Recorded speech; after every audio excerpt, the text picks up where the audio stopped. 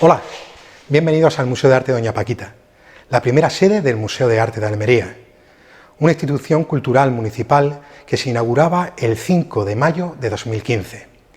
Y todo ello fue gracias, primero, a la generosidad de doña Francisca Díaz, más conocida como Doña Paquita, y también a la colaboración establecida desde entonces entre el Ayuntamiento de Almería y la Fundación de Arte Ibáñez Cosentino. Ubicado en la que anteriormente fuese la vivienda de doña Paquita y su marido, don José González Montoya, este museo cuenta con 7 salas distribuidas en 2 plantas. Unos espacios en los que se ha distribuido una selección de pinturas, esculturas, grabados y dibujos realizados por artistas almerienses o estrechamente vinculados a Almería entre 1880 y 1970. Una colección de más de 80 obras pertenecientes a los fondos de la colección municipal del Ayuntamiento de Almería, a la colección de la Fundación de Arte Ibáñez Cosentino y, por supuesto, a otras colecciones particulares almerienses que quisieron colaborar con este proyecto. Junto con la colección expuesta, también se ha concedido en este museo un especial protagonismo a la vivienda. Así hoy podemos disfrutar de la excepcional escalera principal de acceso a la primera planta, los magníficos zócalos de madera tallada que cubren el recibidor y el antiguo comedor de la vivienda, la llamativa carpintería de puertas y ventanas que podemos observar desde el mismo momento en el que entramos en el jardín de la vivienda, la solería hidráulica que, con elegantes diseños geométricos y florales que vamos a disfrutar a lo largo del recorrido, e incluso los elementos decorativos plenamente integrados en los nuevos espacios. Bueno, y ya que estamos destacando algunos de estos elementos originales de la vivienda, yo creo que podríamos acercarnos para conocer un poco más la historia de la vivienda y de cuáles fueron sus primeros moradores.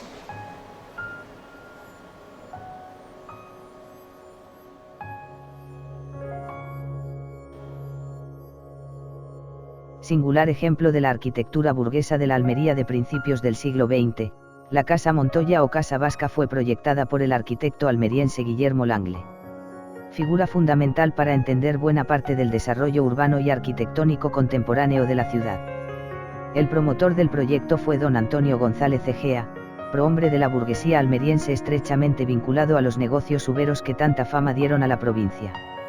Vivienda unifamiliar rodeada por un amplio jardín situada entre el final del Paseo de Almería y la zona del puerto, González Egea encargaba a Langle la construcción de la casa en 1928.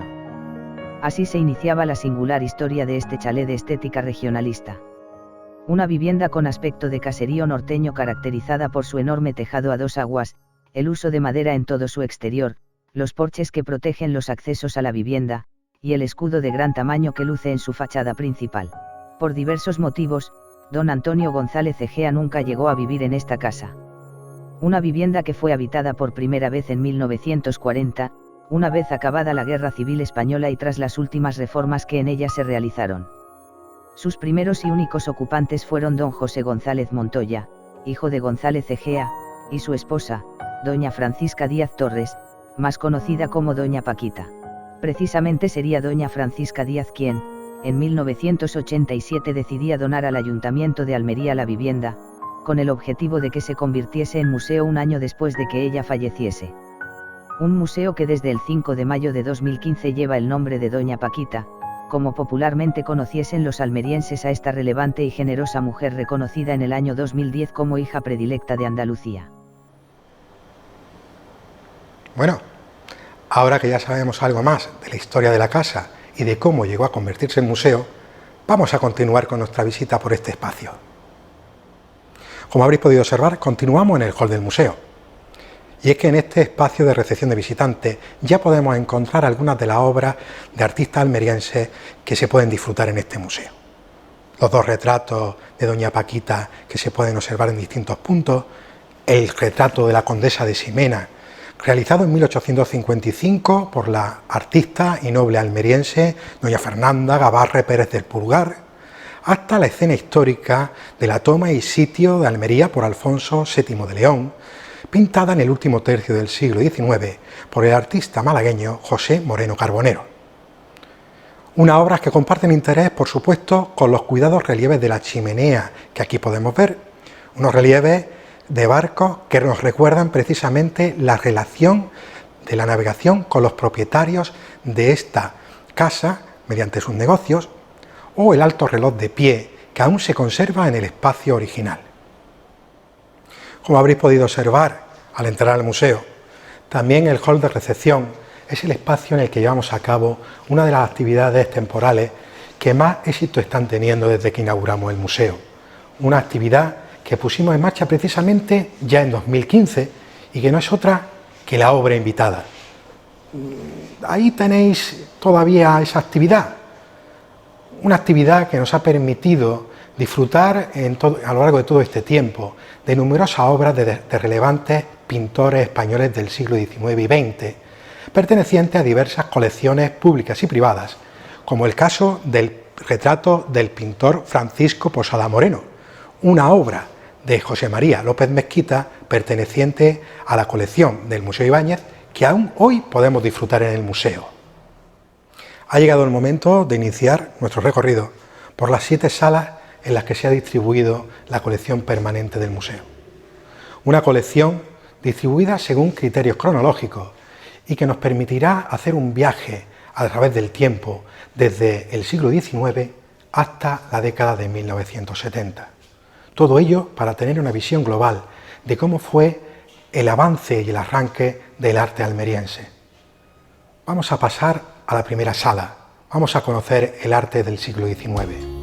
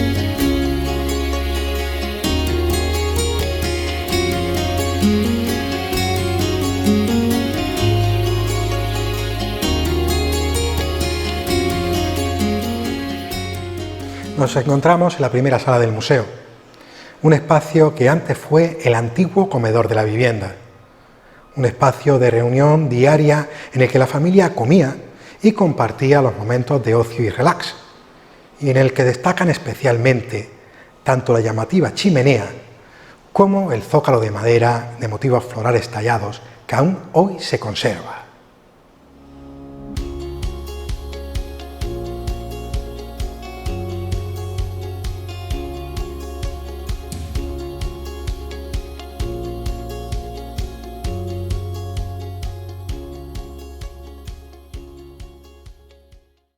Respecto a las obras que aquí se exponen, estas nos ofrecen una breve panorámica de la pintura realizada en Almería durante las últimas décadas del siglo XIX.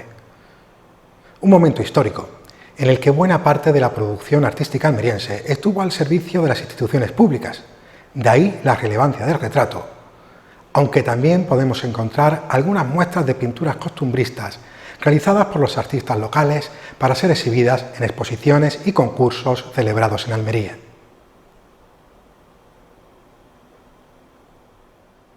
Entre los numerosos artistas almerienses que durante aquellos años estuvieron activos en la ciudad, en esta sala han quedado representados algunos de los que tuvieron especial relevancia fuera de la misma, llegando incluso a participar con sus obras en las exposiciones nacionales de Bellas Artes que se celebraban en Madrid. Sin duda alguna, el evento artístico más importante de todos los que se celebraban en España. Así, aquí podemos disfrutar de obras de Andrea Giuliani, Antonio Bedmar, José Díaz Molina, Joaquín Martínez de la Vega, Carlos López Redondo, un pintor madrileño vinculado a Almería a través de su trabajo como profesor en la Escuela de Artes local, Manuel Luque, artista más conocido por su faceta como dibujante y caricaturista, con las que destacó especialmente en el París de finales del siglo XIX, y Emiliano Godoy, un artista almeriense formado en Madrid, que practicó la pintura costumbrista y fue especialmente conocido por su maestría en la representación de palomas.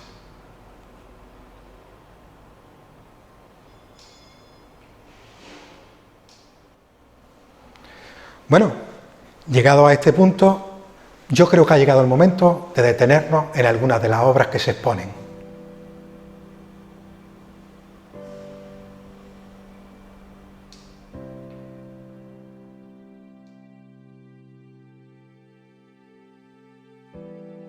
Artista italiano formado en Italia con Giovanni Paroni y Giuseppe Gazzarini, tras su paso por Madrid y Granada, Andrea Giuliani se instaló definitivamente en Almería en 1855, tras ser nombrado director de la escuela de dibujo local.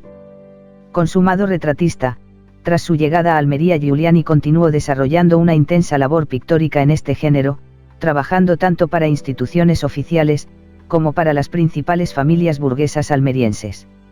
El Ayuntamiento de Almería conserva en sus fondos, tanto una serie de retratos de personajes históricos vinculados a la ciudad, como el retrato de la reina María Cristina que en el museo se expone.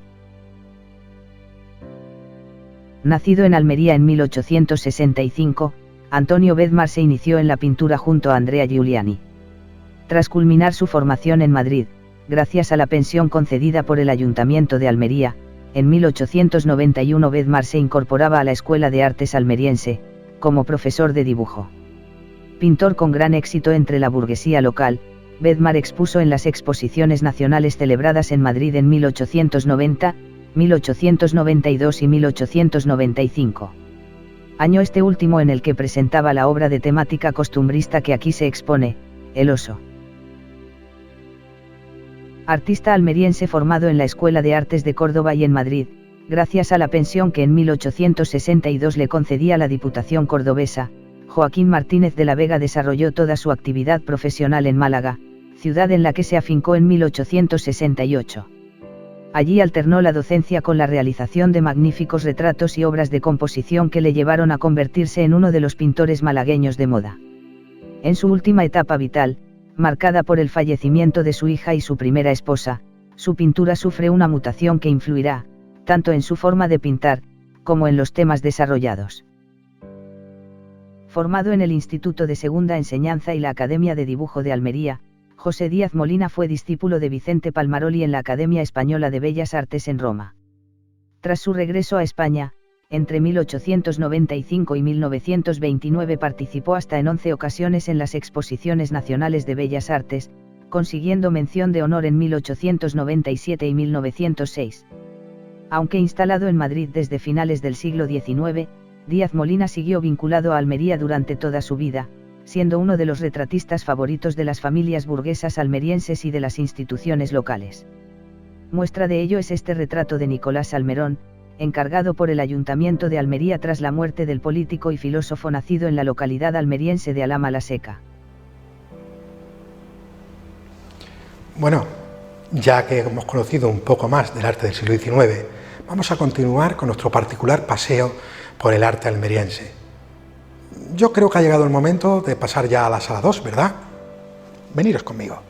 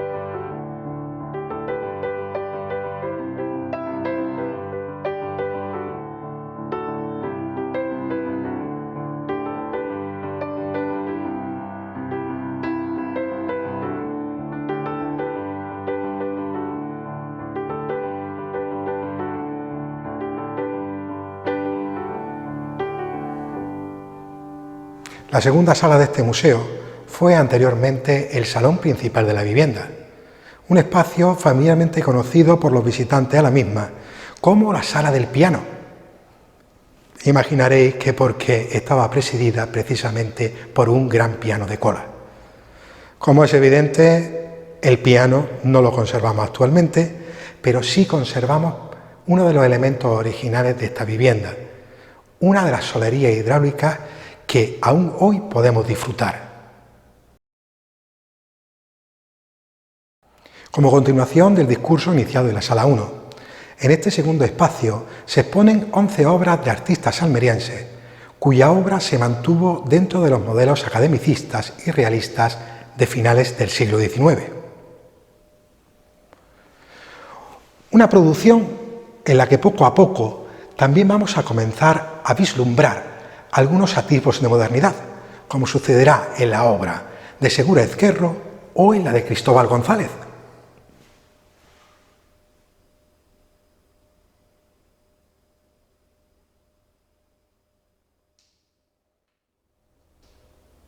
Así, han quedado en esta sala representados artistas como José María Tamayo, un artista nacido en Úbeda, pero vinculado en sus últimos años de vida a la ciudad de Almería, José Moncada Calvache, José Gómez Abad, Pedro Antonio, José Segura Ezquerro, Cristóbal González Quesada, un interesante artista y restaurador almeriense afincado en Madrid y además hermano del escultor Juan Cristóbal, o Juan Cuadrado, un excepcional dibujante y arqueólogo que se vinculó desde sus inicios al movimiento italiano. Además de ellos, el escultor Juan Cristóbal, un escultor almeriense cuya carrera se inició en Granada y que además estuvo muy vinculado a toda la escultura nacional. Y creo que ya que hemos llegado a este momento, sería interesante empezar a ver algunas de estas obras en profundidad.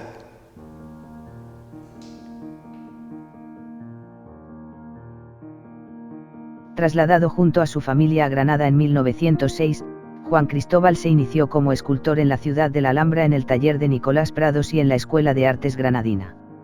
Una formación que culminaría en Madrid, tras trasladarse allí en 1914 para estudiar en la Escuela de Bellas Artes de San Fernando. Segunda y primera medalla en las Exposiciones Nacionales de Bellas Artes de 1918 y 1922, respectivamente. En la obra de Juan Cristóbal se encuentran influencias de la escultura clásica y del Quattrocento italiano. A lo largo de su carrera, Juan Cristóbal realizó numerosos monumentos públicos. Entre estos destacan el de El Cid, en Burgos, el de Ángel Ganivet, en Granada, o el dedicado a Carlos Navarro Rodrigo. Político alicantino vinculado a Almería, cuyo busto, hoy expuesto en el museo, se inauguraba en 1929. Formado en la Escuela de Artes de Almería y en la academia que Joaquín Acosta tenía en la capital, la carrera artística y expositiva de José Moncada Calvache transcurrió entre Madrid, Barcelona y Almería. Unas ciudades en las que siempre obtuvo notables éxitos de crítica y público. Presente en las exposiciones nacionales celebradas entre 1922 y 1934, en varias de estas convocatorias concurriría con los bodegones de uvas que tanta fama le dieron, al igual que la representación de vasos de cristal con agua. Pintor realista y minucioso, Moncada Calvache también trabajó otros géneros, como el paisaje. Pintor autodidacta, los inicios profesionales de Gómez Abad estuvieron vinculados a Barcelona, donde en 1936 realizaba su primera exposición individual. Aunque su producción abarcará diversas temáticas, Gómez Abad apostó muy pronto por hacer de los bodegones una de sus señas de identidad, alcanzando notables resultados en la representación de frutas, y especialmente en sus composiciones con uvas, como la que aquí podemos ver. Formado en Almería bajo la tutela de Joaquín Acosta, y en la madrileña Escuela de Bellas Artes de San Fernando, José Segura Ezquerro llegó por primera vez a Cuba en 1921. Momento en el que se vincularía con la vanguardia artística de la isla, representada por el grupo Arte Nuevo Cubano. Tras un paréntesis de varios años durante los cuales regresa a España, entre 1931 y 1935, Segura Ezquerro se afincó definitivamente en La Habana en 1939. A partir de entonces se convertiría en uno de los artistas más reclamados por la burguesía habanera. Artista de trazo firme, en sus pinturas y dibujos Segura Ezquerro pondrá de manifiesto tanto su virtuosismo técnico, como su atención al mundo que le rodea, buscando en este los temas que conforman su luminoso y colorista universo creativo. Nacido en la localidad almeriense de Pulpí, Pedro Antonio se trasladó a Madrid en torno a 1903. Allí se inició en el arte junto a los pintores Eduardo Chicharro y José María López Mezquita. Artista granadino cuya influencia en Pedro Antonio es innegable, y en cuyo estudio madrileño entabló sincera amistad con el pintor Francisco Soria Edo. Presente en 8 de las exposiciones nacionales celebradas entre 1917 y 1932, Pedro Antonio se marchó a América en 1930. Tras un periplo por diversas ciudades sudamericanas, exponiendo en Río de Janeiro, Sao Paulo y Buenos Aires, en 1932 se estableció en Nueva York, ciudad en la que su obra rápidamente obtuvo el favor de coleccionistas y aficionados. Magnífico retratista, Pedro Antonio se muestra en toda su obra como un perfecto conocedor de la anatomía femenina, como queda manifiesto en los retratos expuestos en el Museo de Arte Doña Paquita. Bueno, pues ha llegado el momento de que demos un salto en el tiempo y en el espacio. Y va a ser de la mano de algunos de los artistas almerienses que participaron en la vanguardia internacional. Ha llegado el momento de que nos vayamos a la sala 3. ¿Me acompañáis?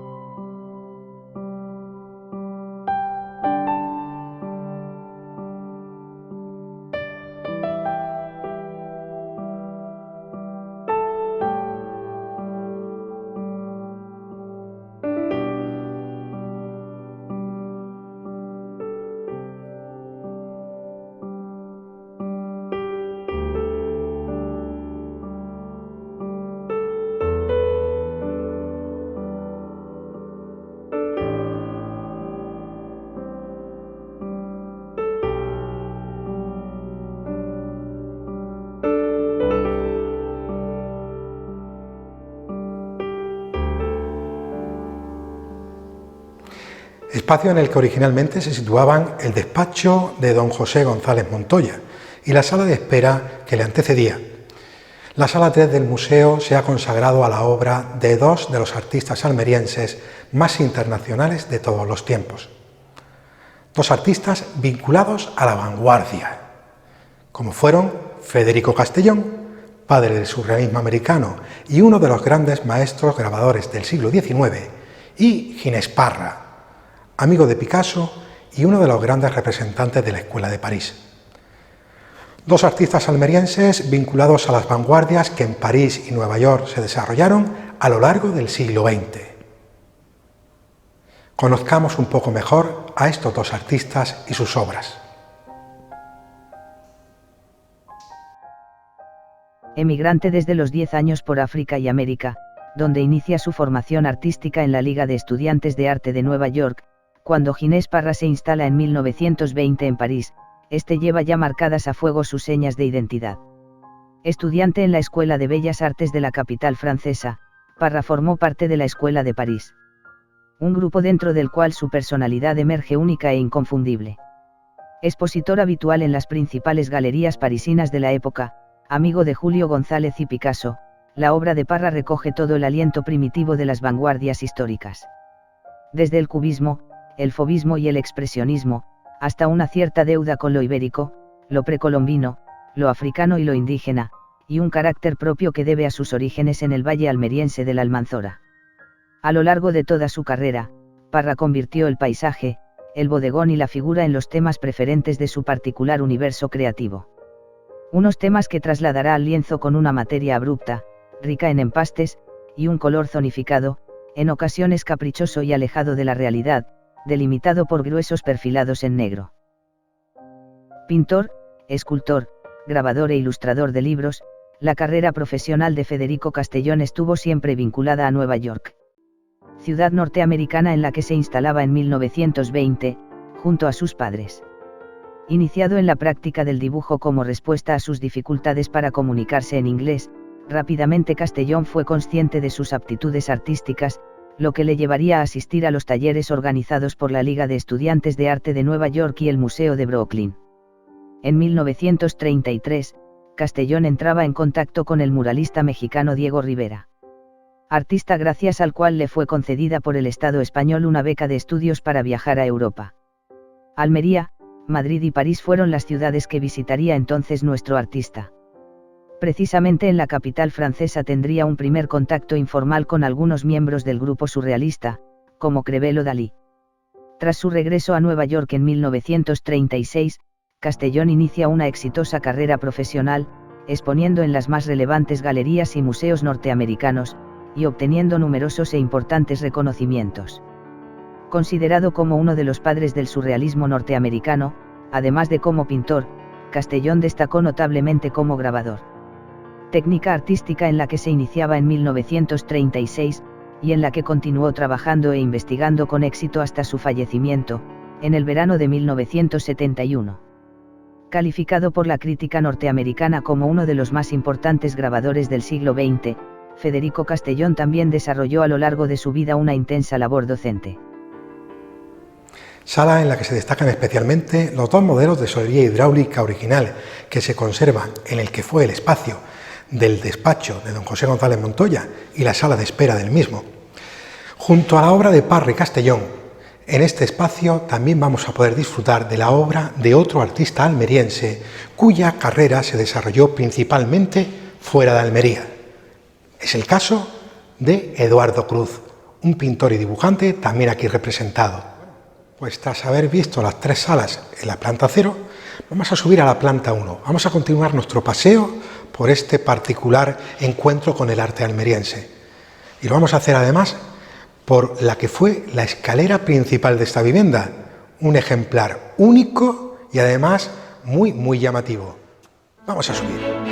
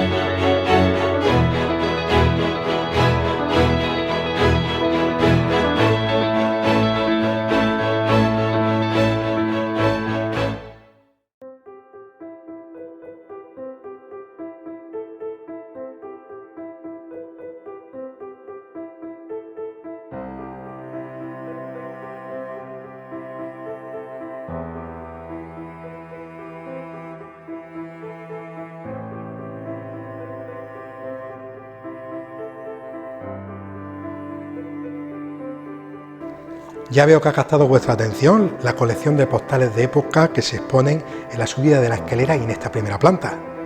Sin duda, merece la pena detenerse en esta interesante colección de imágenes de la Almería de finales del siglo XIX y principios del XX.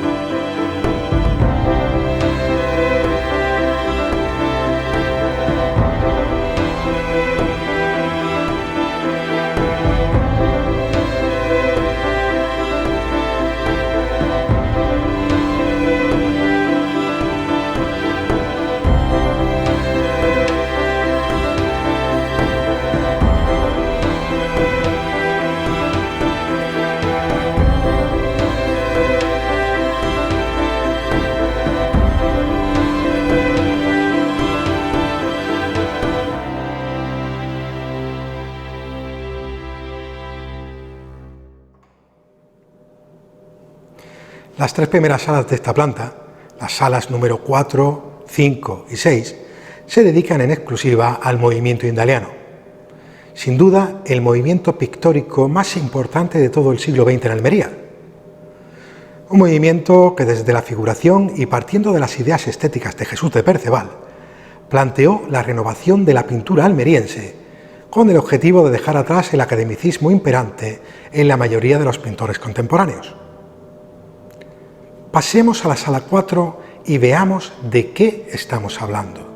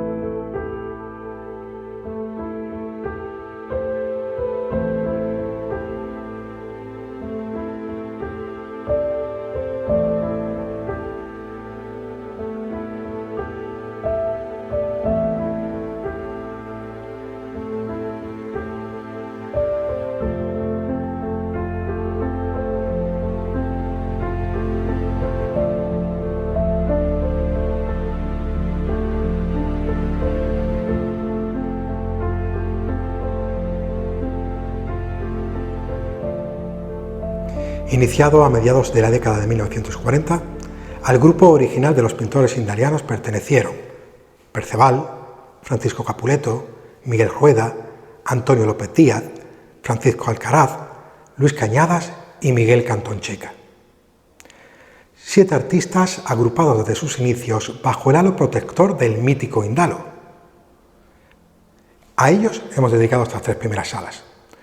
Un espacio en el que tendremos oportunidad de acercarnos tanto a los postulados indalianos y sus principales temas, como a la evolución de cada uno de los artistas que formaron parte de este grupo.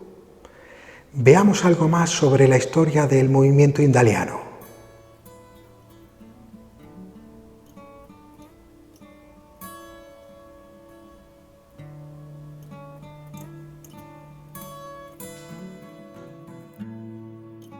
Artista interesado en la renovación del arte almeriense y su ruptura con la estética academicista, en 1945 Jesús de Perceval aglutinaba en torno a su figura a 5 jóvenes pintores locales, Cantón Checa, Alcaraz, Capuleto, Cañadas y López Díaz.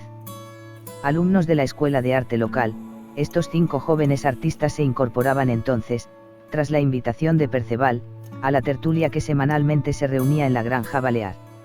Un importante cenáculo local al que también acudían relevantes personajes de la cultura almeriense como la poetisa Celia Viñas, el pintor Gómez Abad, o el arqueólogo Juan Cuadrado. Tras la incorporación a la tertulia de aquellos 5 jóvenes pintores, en 1945 Perceval fundaba el movimiento indaliano, agrupando en torno a él a Capuleto, Cañadas, Alcaraz, Cantón Checa, López Díaz y Miguel Rueda. Agrupados con la intención de renovar el arte local desde posicionamientos que entroncasen con la modernidad y lo mediterráneo, poco después del nacimiento de tan singular movimiento, y gracias a la intervención del arqueólogo Juan Cuadrado, lo indaliano quedó representado por el Indalo. Una figura prehistórica que rápidamente se convertiría en el símbolo totémico de aquella joven agrupación artística almeriense. Tras varias exposiciones conjuntas en Almería, en 1947 los 7 miembros originales del movimiento indaliano exponían, junto a otros artistas almerienses, en el Museo de Arte Moderno de Madrid.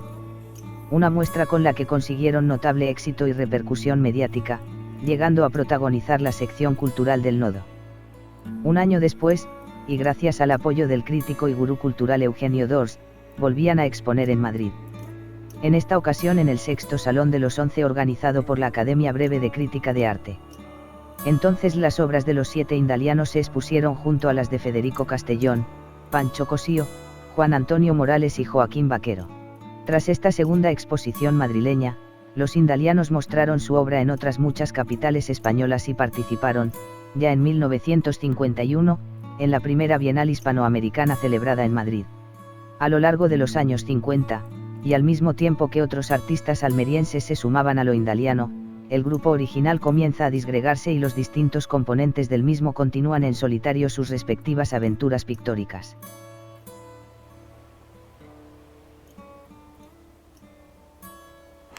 Ahora que ya sabemos algo más sobre los pintores indalianos, el primer grupo de vanguardia surgido en España tras la Guerra Civil, veamos con detenimiento algunas de las obras que están expuestas en esta sala.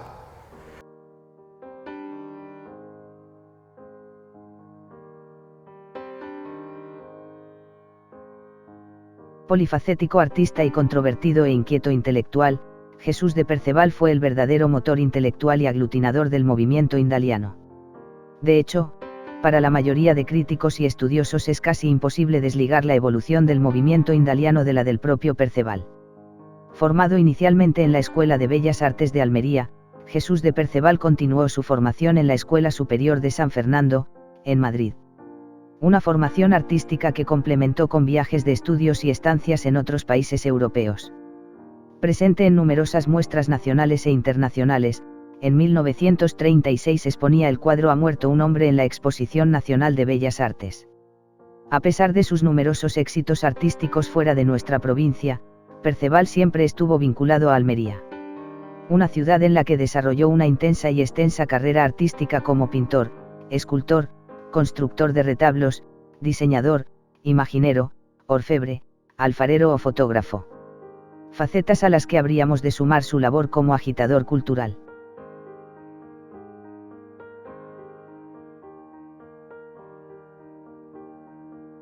Artista formado en la Escuela de Artes de Almería, donde se matricularía en 1939, en la obra de Luis Cañadas hemos de diferenciar dos etapas.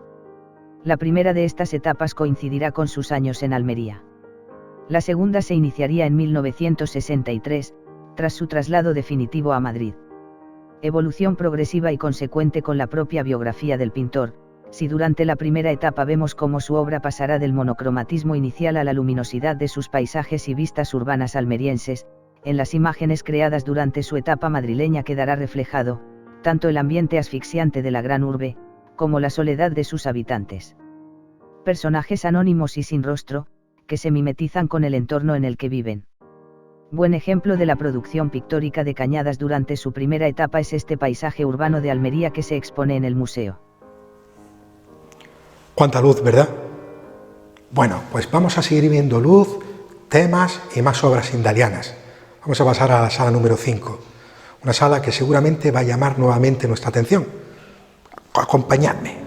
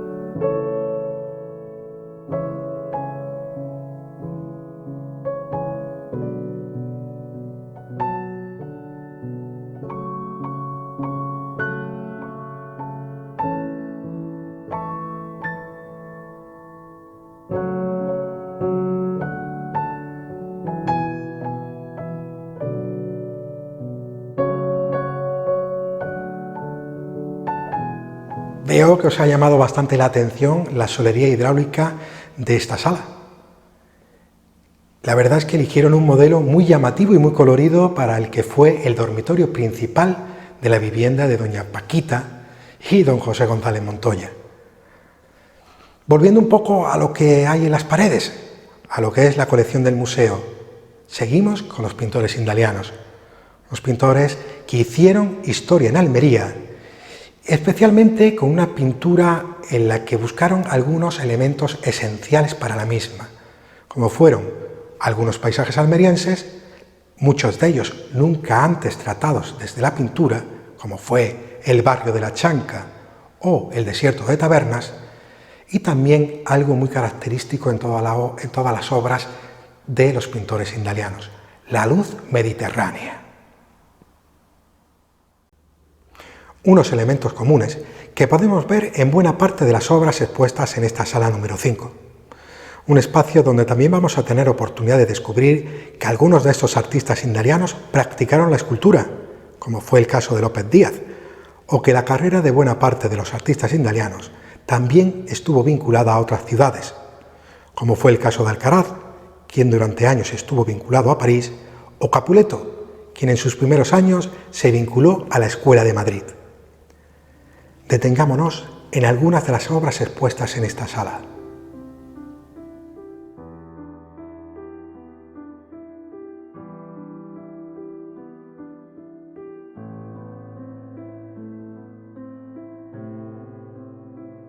Iniciado en el arte en el taller de Perceval, formación que complementó con sus estudios en la Escuela de Artes de Almería, tras la fundación del movimiento indaliano y participar con el grupo en las exposiciones madrileñas de 1947 y 1948, Antonio López Díaz se marchaba a Brasil.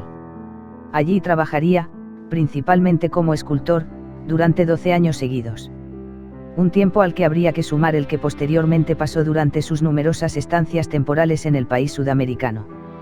En su pintura, tocada de cierto ingenuismo e incluso primitivismo, desarrollará una temática costumbrista en la que la figura será elemento esencial de unas composiciones sencillas y equilibradas. Una propuesta que también mantendrá López Díaz en sus esculturas.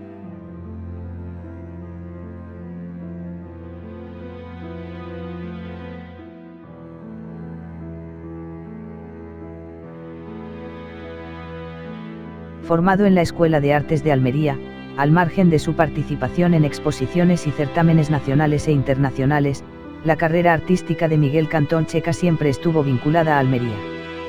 Primero, como profesor de dibujo en el Instituto de Huerca Lovera.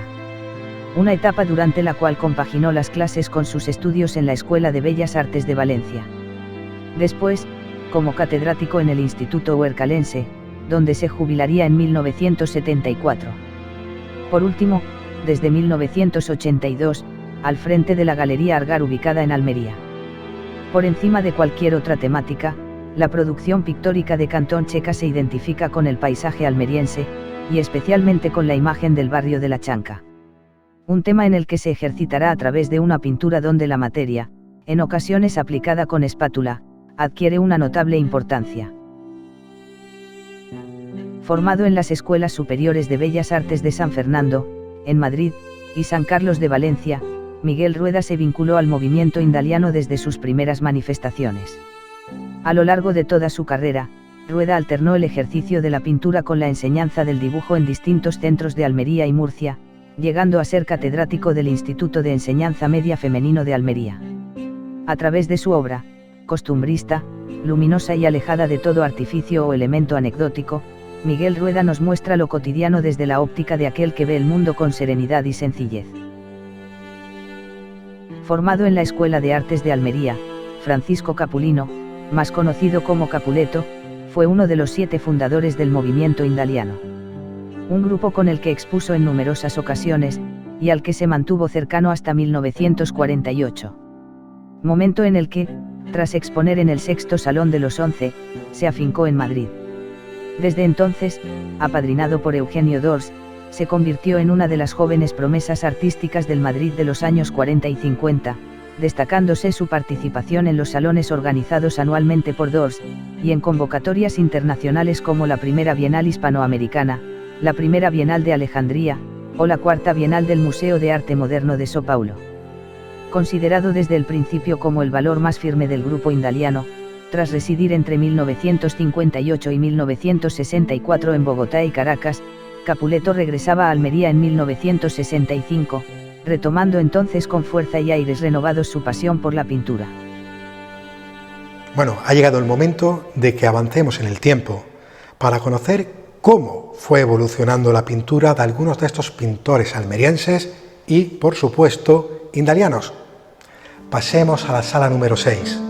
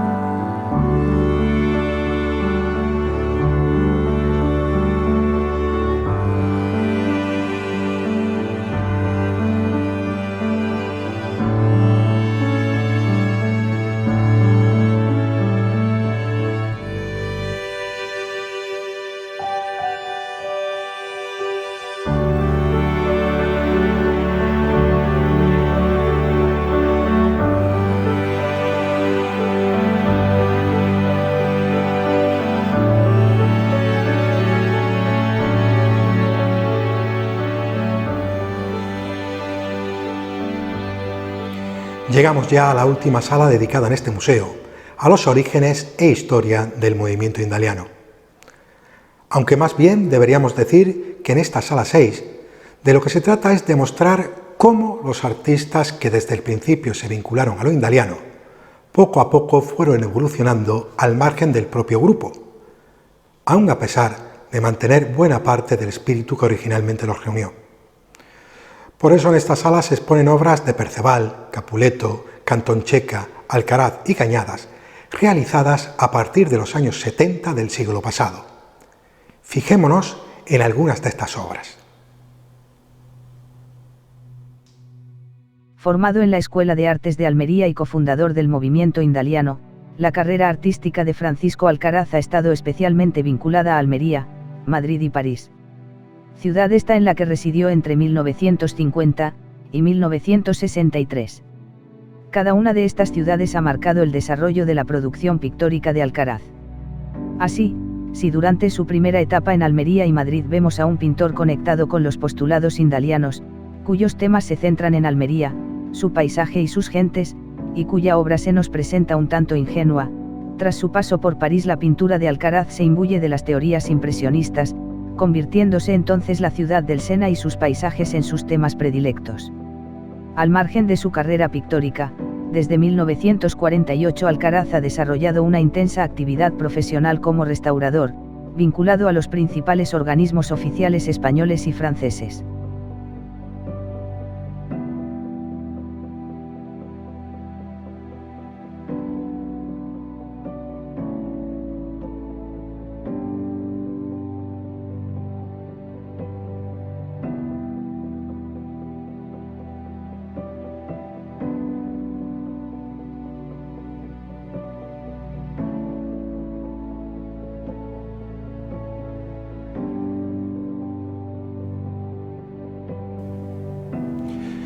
Bueno, pues estamos ya casi llegando al final de esta visita.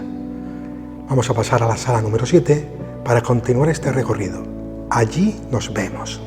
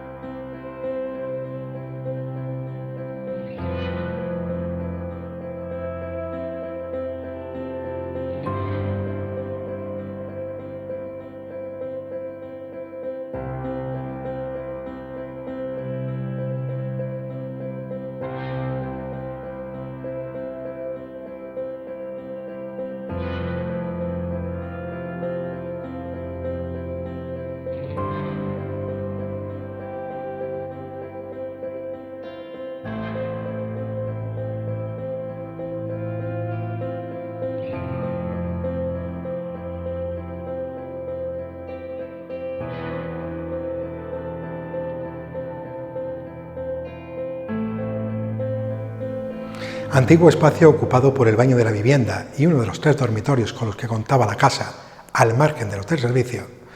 En esta sala se exhibe una pequeña selección de obras de artistas activos en Almería entre las décadas de 1950 y 1970. Unos años durante los cuales los ecos de lo indaliano impregnaron casi todo el arte realizado en Almería. Artistas que mantuvieron una estrecha relación con el movimiento indaliano y sus representantes, incluso exponiendo en numerosas ocasiones en las colectivas organizadas por el grupo capitaneado por Perceval.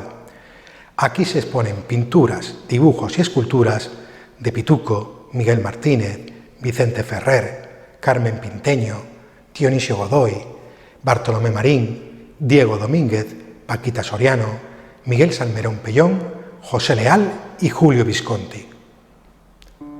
Vamos a ver en profundidad algunas de estas obras.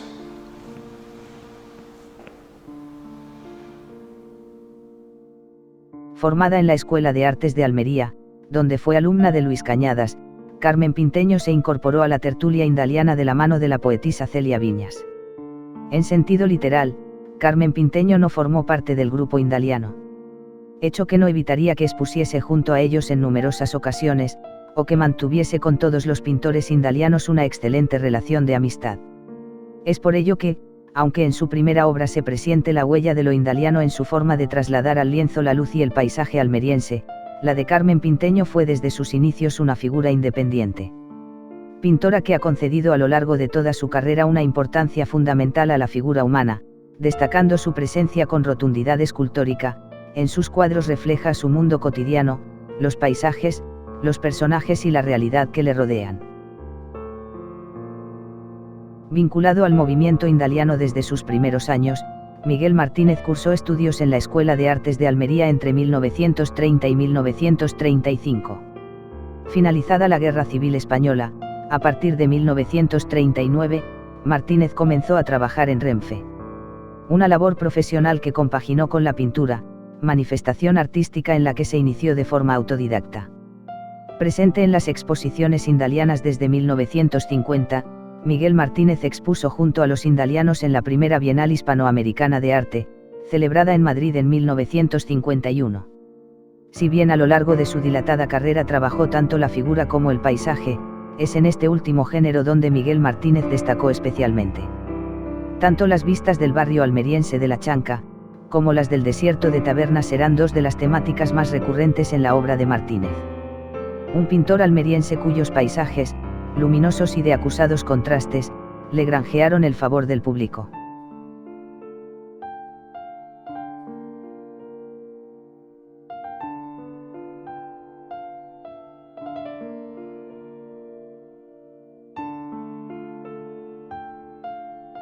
Pintor naif descubierto por Jesús de Perceval, durante años Vicente Ferrer compaginó su amor por la pintura con su profesión de enterrador en la población almeriense de Pechina. En 1947 expone por primera vez junto a los indalianos. Sería en la muestra que estos organizaron en Pechina con motivo del primer congreso indaliano celebrado en la localidad. En 1956, Vicente Ferrer realiza su primera exposición individual en la Biblioteca Villa Espesa de Almería. Un espacio en el que volvería a mostrar su producción en 1963, con igual éxito de público que en la primera ocasión. Inquieto creador de una obra ingenua no exenta de aciertos en el dibujo y la composición, tocada de la gracia que caracteriza la pintura naif, en su interés por la captación de la luz Vicente Ferrer trasladó al lienzo todo aquello que le rodeaba. Formado en la Escuela de Artes de Almería y en Madrid, junto al artista valenciano Ramón Mateu Montesinos, Julio Visconti tomó contacto con la acuarela en 1962. Ese mismo año ingresa en la Agrupación Española de Acuarelistas. En 1965, expone por primera vez en Almería con notable éxito de crítica y público, algo común a su dilatada y laureada carrera artística. Indiscutible maestro almeriense de la acuarela, sus temas predilectos serán las marinas, las vistas portuarias y los paisajes urbanos almerienses, con especial inclinación por el barrio de La Chanca y su entorno. Escenas siempre luminosas en las que mostrará un absoluto dominio de la técnica, como puede comprobarse en la obra aquí expuesta. Francisco García Jiménez, más conocido como Pituco, cursó estudios de dibujo en la Escuela de Artes de Almería.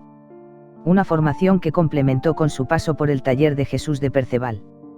Incorporado al movimiento indaliano en 1949, Pituco alternó su carrera artística con su trabajo como restaurador de la Diputación, en el Museo Arqueológico Provincial. Presente en gran número de las exposiciones organizadas por el grupo indaliano, Pituco también participó en la primera Bienal Hispanoamericana de Arte.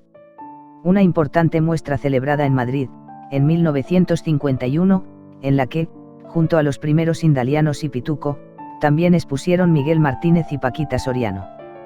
Pintor que ha gustado de experimentar con diversas técnicas, su obra se caracterizará por la reducción geométrica de figuras y objetos que se insertan en un espacio plano.